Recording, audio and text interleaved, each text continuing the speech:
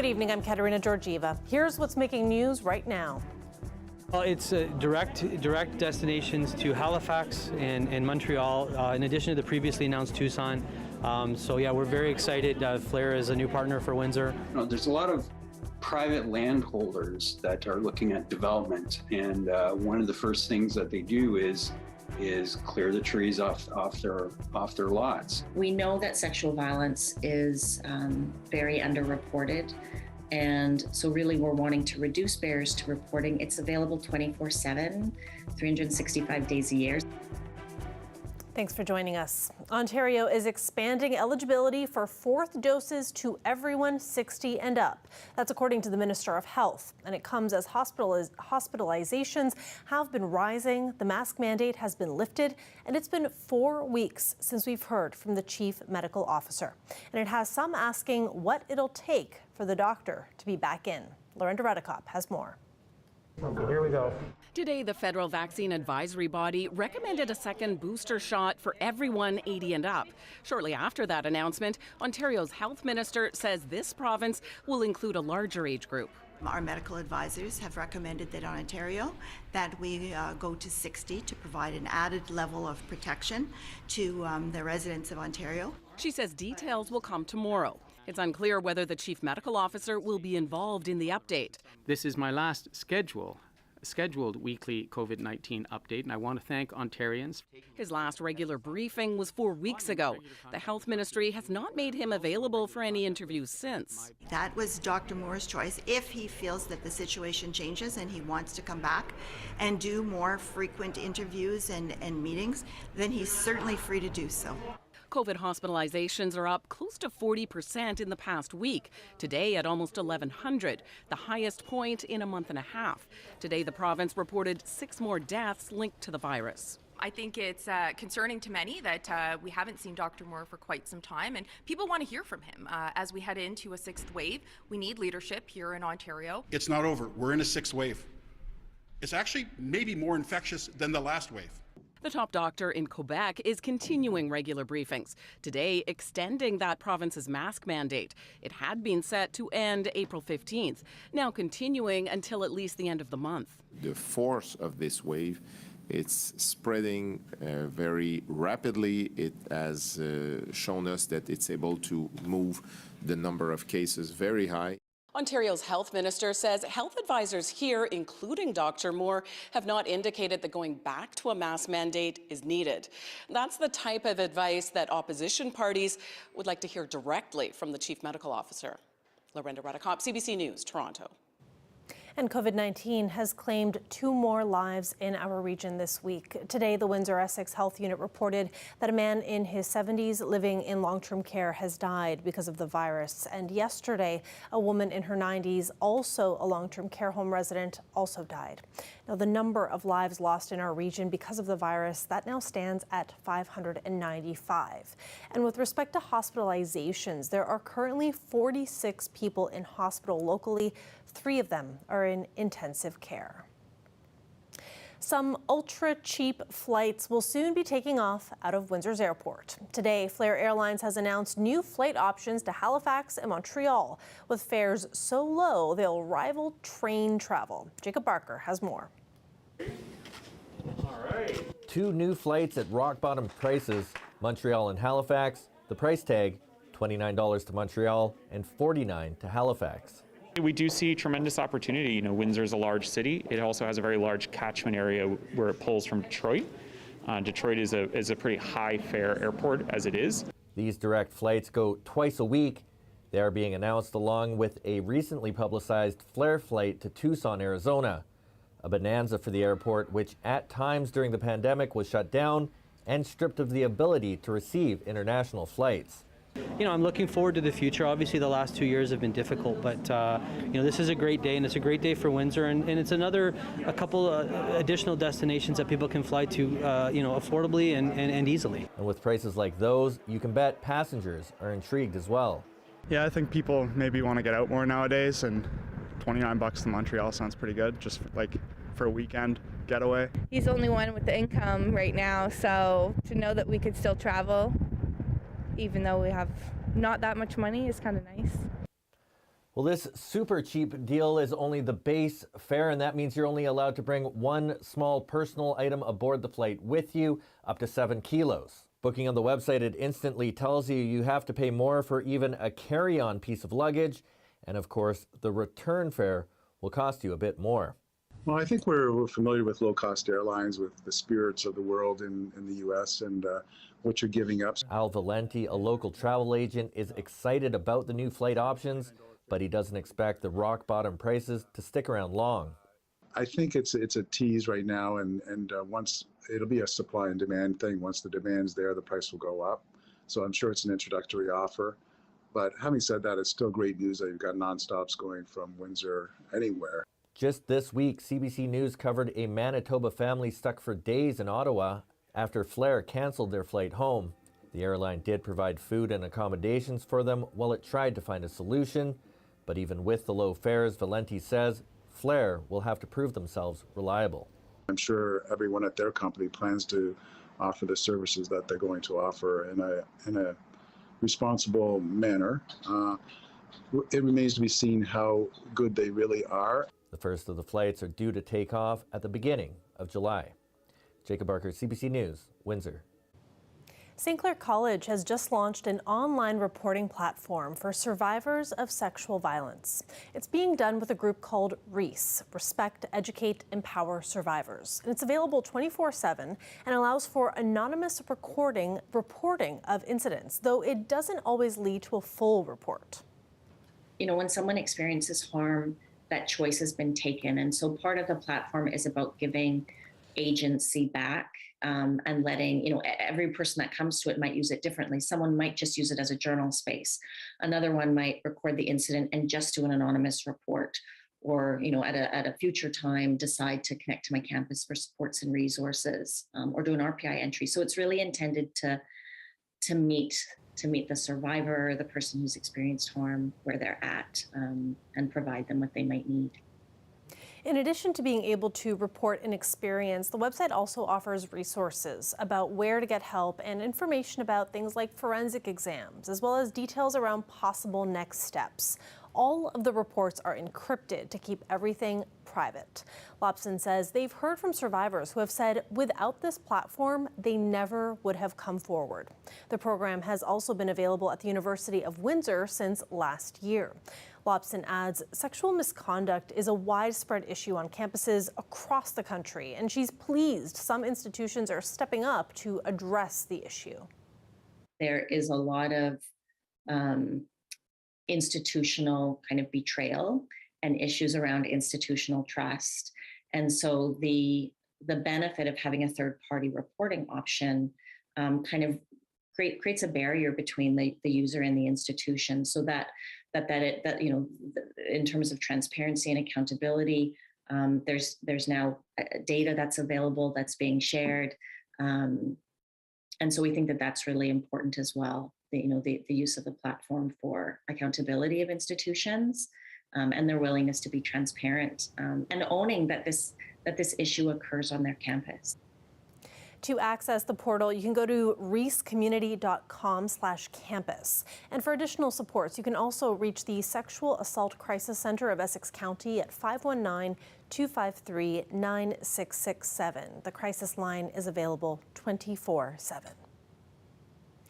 Spring is usually when we start to see the city brighten up, but a new study tracking urban greenness says Windsor is actually going gray. Chris Ensing now on how and why our spaces are losing color when viewed from above.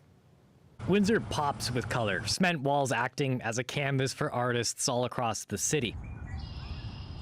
Windsor also has some wonderful public spaces. If you go to the right park, you can feel like you're in an outdoor oasis. But when Statistics Canada took a look from above, and I mean outer space above, what they found was that Windsor is going gray. The person who put this study together says they track trends in cities across Canada by comparing satellite images, dividing them into squares and marking them either green or gray. Windsor's urban greenness sat at 76% in 2001, jumping to 85% in 2011. It dropped by nearly 30% in 2019. That shrinkage one of the largest in Canada, according to the study. But why though? Researchers, they're not certain. It could be a short-term issue like an insect infestation or a long-term issue like development.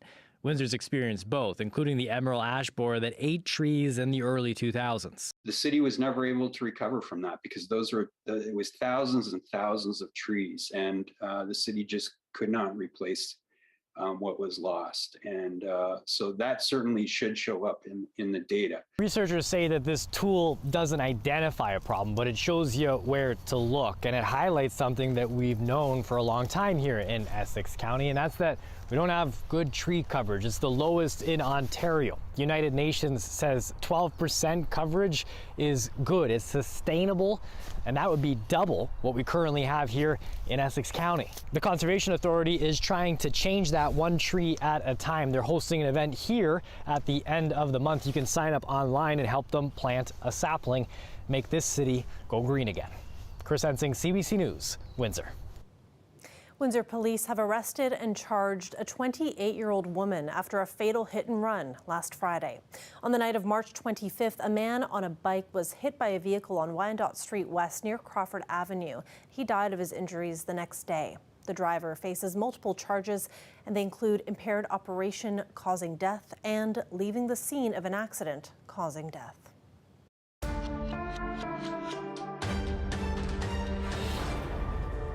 Ukrainian officials and other investigators are taking account of the bodies still being found in the town of Bucha. We want to warn viewers the details and some images are disturbing.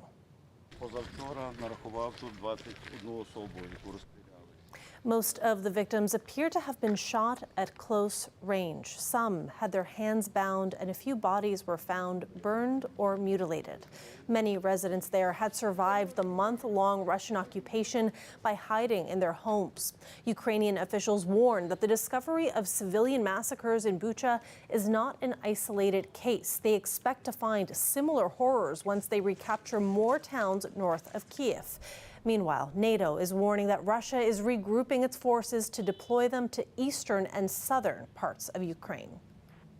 Ukraine's president addressed the UN Security Council today as Russia deflected allegations of war crimes. Volodymyr Zelensky said he was speaking for all those who he says were deliberately killed after being tortured by soldiers of one of its 5 permanent member nations.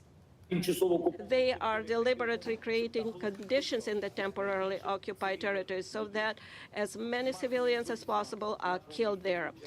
The massacre in our city of Bucha is only one, unfortunately, only one of many examples of what the occupiers have been doing on our land for the past 41 days. Zelensky called on the UN's highest body to help stop the ongoing Russian aggression in his country. He pointed out that the very first article from the first chapter of the UN Charter to maintain international peace and security was being violated. The Kremlin has denounced the reports of civilians killed in Bucha as fake. But satellite images taken during the time Russian soldiers were in the town show many bodies strewn on the streets. Ukrainian officials say they have found bodies of more than 400 civilians in towns around Kiev it recaptured from Russian forces. To national news now. Ottawa wants tech giants like Google and Facebook to compensate Canadian media outlets for the use of their content. The federal government has introduced legislation aimed at helping the financially struggling news business. Travis Danrash has the details. It's how millions of Canadians consume their news, online using platforms like Google and Facebook.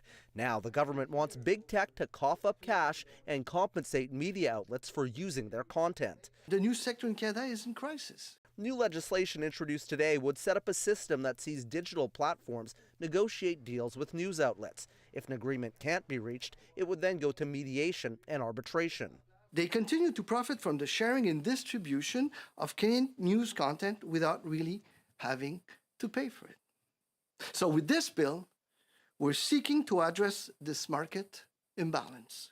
Australia has introduced similar revenue sharing laws. Critics in that country and now here in Canada say smaller players won't have the same power as large organizations who in many cases don't put a price on their content right now. What it effectively does is have the government intervene in commercial relationships led by the CRTC in a process that isn't particularly transparent and gives value to things that I think a lot of people would say don't have a whole lot of value at all. Meta, the owner of Facebook, is reviewing the legislation. Google is doing the same, adding, quote, "We fully support ensuring Canadians have access to authoritative news, and we look forward to working with the government to strengthen the news industry in Canada." The Canadian Association of Journalists is concerned about staff reductions and all-out closures of news outlets, creating so-called news deserts. We firmly stand by our long-standing view that any compensation gathered from tech companies should be substantially reinvested into the hiring of journalists and the production of news content. I'm really concerned about whether or not we've got the mechanisms in place to oversee whether that happens. A spokesperson for CBC said the corporation doesn't yet have any business arrangements with Google or Meta, but believes the legislation is an important step to ensure fair compensation for news content. Travis Stanrash, CBC News, Ottawa. An update now on a story we brought you yesterday when the province announced it was expediting the completion of 5 new transmission lines to help service the growing agribusiness in Essex County and the Windsor electric vehicle battery plant, which is expected to be up and running by 2024. But the lines won't actually be ready in time to provide power to that plant. However, Hydro One tells CBC News that it has a plan to still power the new EV plant while new transmission lines are being built. In a statement from their communications department, they say the Stellantis LG EV battery plant will connect to Hydro One's existing infrastructure in the Windsor area, and through appropriate coordination with the independent electricity system operator, we will accommodate the increased demand on the system until the new network infrastructure can be completed. Hundreds of workers at Syncreon Automotive Windsor will vote on a new 3-year contract tomorrow. The vote will take place from 10 a.m. to 6 p.m. at the Unifor Local 195 Union Hall. The union successfully negotiated a tentative agreement over the weekend after extending the strike deadline. 350 workers are eligible to vote. Syncreon Automotive sequences parts for the Stellantis minivan assembly plant. A strike at Syncreon would have resulted in the shutdown of that plant. And the minivan plant is back in production this week after a shutdown last week. Live look outside there at that bridge. Just a beautiful day outside today, but we do have a chance of showers overnight, and that is going to continue into tomorrow. Colette will be here after the break with your weather.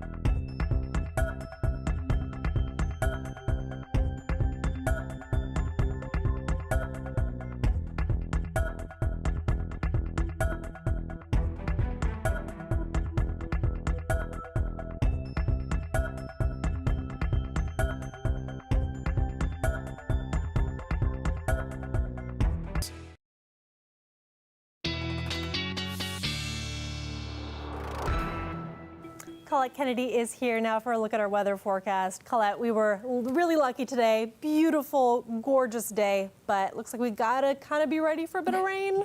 Yeah, we're really getting into that spring pattern where we get some instability. Spring showers, we call them. Not constant rain all the time, but I'll kind of walk you through where and when we're going to be seeing this. And yes, some fog in there too. We certainly had dense fog, and early this morning some of those advisories, and some patchy fog is possible again tonight.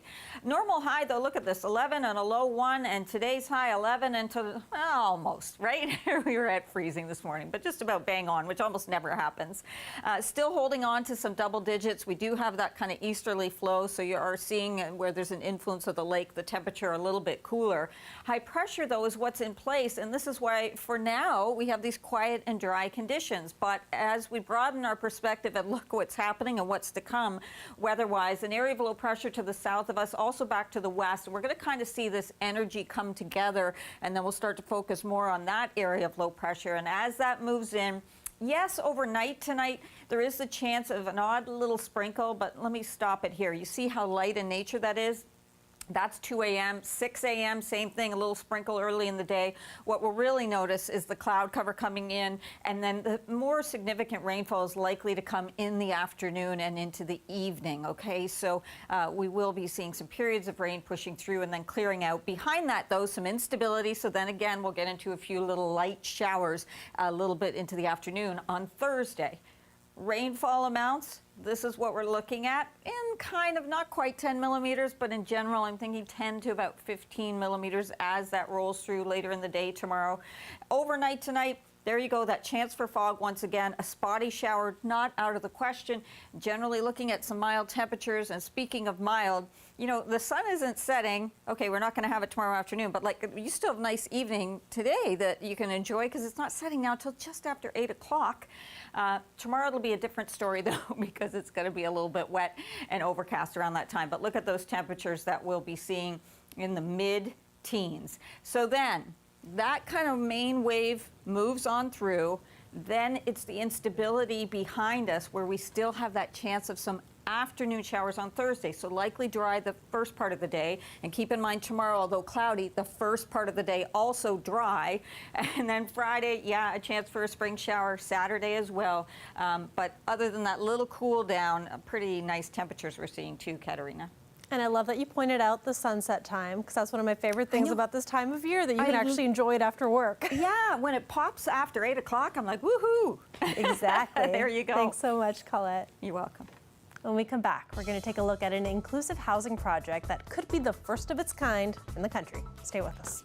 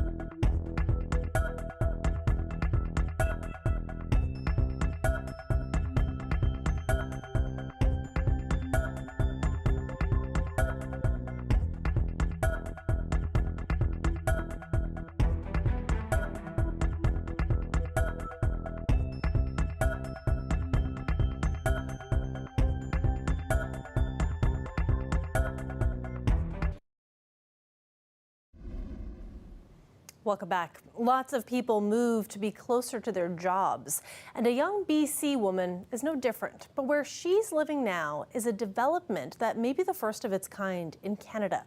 It's an inclusive housing project in Vancouver for people with autism. As Benit Brach reports, advocates say it's an example of what's needed across the country. For Taryn Batchelor, this is home sweet home. Her favorite things about the space? This rooftop, my friends, and the community. The view is right here. Look at that. This building is a purpose-built rental. Since November, it's seen 16 apartments rented out to tenants like Taryn, who have autism or other developmental disabilities. For Batchelor, the space is a haven for friendship. Like all my friends. It's nice to have them in the building. And independence. I like living here hanging out with friends and stuff. Not being at home anymore. I have my own space.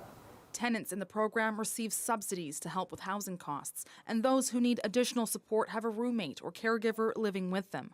Volunteers, parents, and special needs advocates like John McCulloch have worked for years with developers to make this happen. Well, this is the first time, as far as we're aware, that we've been able to move, in this case, 16 young adults with autism into a community, a regular, typical community in Vancouver. It's anyone with a developmental disability who's living on income assistance.